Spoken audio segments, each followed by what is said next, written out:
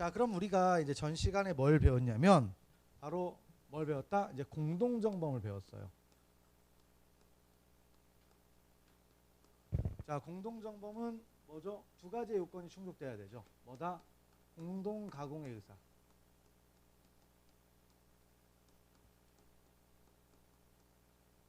자, 주관적 요건으로서 공동가공의 의사가 있어야 됩니다. 그다음에 객관적 요건으로서 뭐가 있어야 돼요? 자, 공동의 실행행위가 있어야 되죠. 자, 이렇게 이제 공동정범, 이렇게 되면 이제 공동정범이 돼서 어떻게 되죠? 각자를 뭐다? 정범으로 처벌하게 돼 있다. 이렇게 이제 갔습니다.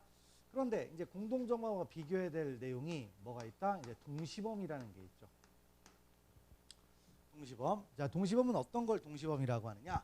일단 요 부분은 같이 하는 게 맞습니다. 뭐 물론 따로따로 할 수도 있긴 해요. 근데 중요한 것은 여기는 상호 의사, 그러니까 여기서 자, 공동가공의 의사가 있다는 얘기는 의사의 연락이 있어야 됩니까? 없어야 됩니까? 있어야 되죠. 그런데 동시범은 의사의 연락이 없는 거예요.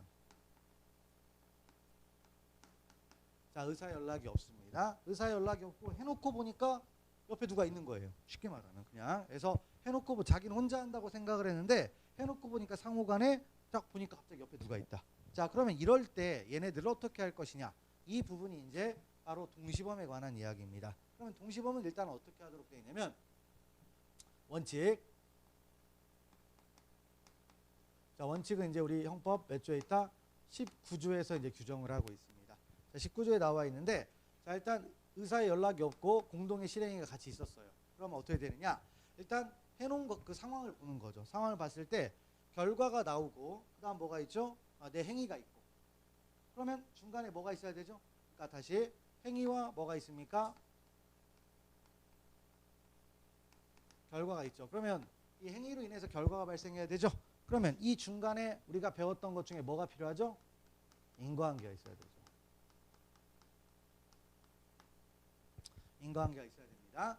자, 그런데 이쪽은 이제 뭐다? 동시범은 어쨌든 해놓고 결과는 나왔어요. 결과는 나왔는데 자, 원인된 행위가 이제 판명이 안 되는 겁니다.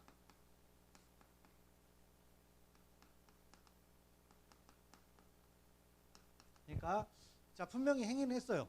둘 다 한 건 맞아요. 근데 누구의 행위로 인해서 결과가 발생하지 모르는 경우도 있을 수 있습니까? 없습니까? 있죠. 그게 이제 원인된 행위가 판명되지 않았다. 이렇게 말하는 겁니다. 그러면 어떻게 되느냐? 그 각 전부를 미수범으로 처벌합니다.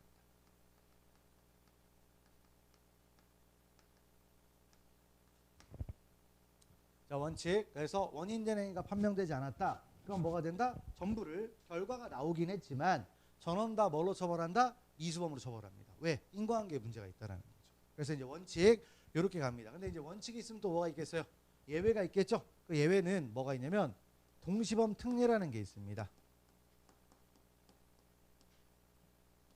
동시범 특례라 해서 자, 이제 뭐다? 263조. 정확하게 말하면 상해죄의 동시범 특례입니다. 여기다 앞에다가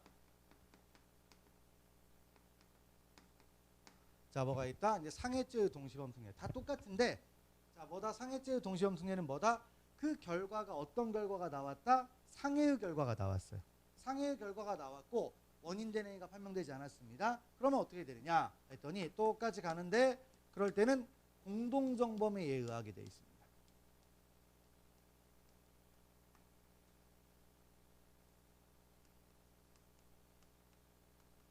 자, 여기까지가 이제 이 동시범의 내용과 그다음에 원칙과 그다음에 특례에 관한 얘기입니다. 조문은 일단 이런 거예요.